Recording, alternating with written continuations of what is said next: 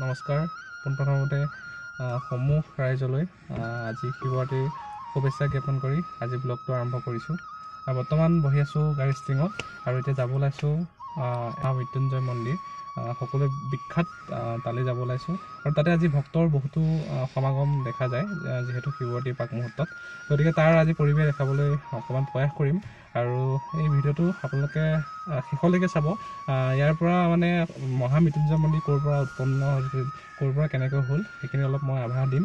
গতিকে আপুনি সম্পূৰ্ণভাৱে চাব ভিডিঅ'টো, তেনেহ'লে চাই থাকিব বৰা ব্লগ।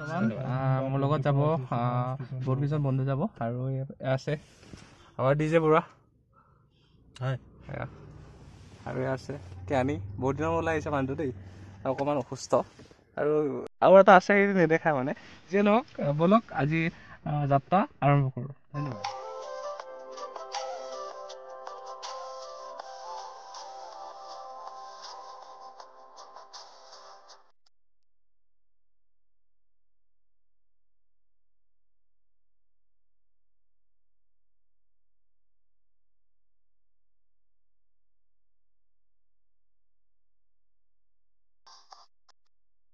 আৰু বৰ্তমান আমি আহি আছোঁ মহামৃত্যুঞ্জয় মন্দিৰ সমীপত পাইছোঁহি আৰু DJ বৰুৱা আৰু লগত আমাৰ মানে অকণমান অসুস্থ হৈ আছে যে তেওঁ অহা নাই।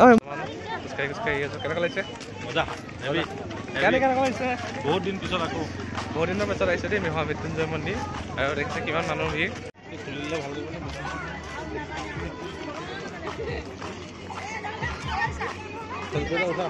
বৰ্তমান বহি আছোঁ মহামৃত্যুঞ্জয় মন্দিৰ আৰু ইয়াতে অগণন ভক্তৰ ভিৰ আৰু ইয়াতে বহুতো ভক্তৰ মানে চেলফি মানে জানেই আৰু চেলফি যুগ, গতিকে পূৰা চেলফি মানে পূৰা চেলফি লোৱাত ব্যস্ত সকলো।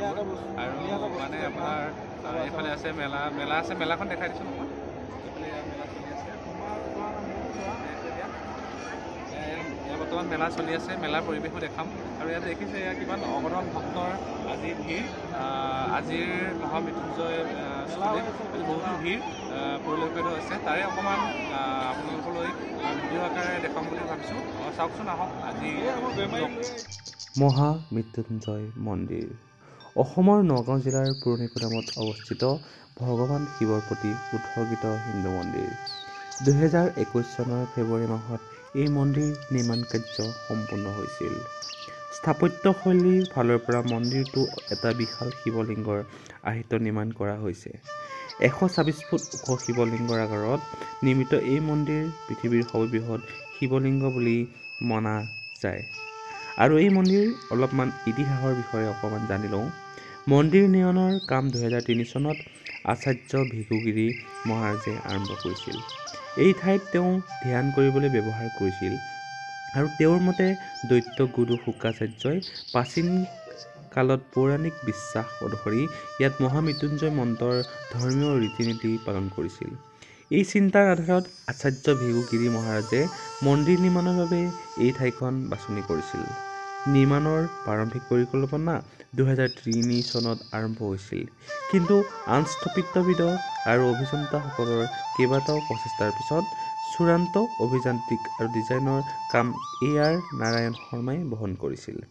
অভিযান্ত্ৰিক বিদ্যাত নিপুণতাৰ প্ৰতিফলনৰ বাবে মন্দিৰটো অতি গুৰুত্বপূৰ্ণ আৰু ইয়াৰ উদ্বোধন আৰু প্ৰাণ প্ৰতিষ্ঠা মহোৎসৱৰ বিষয়ে অকণমান জানি লওঁ।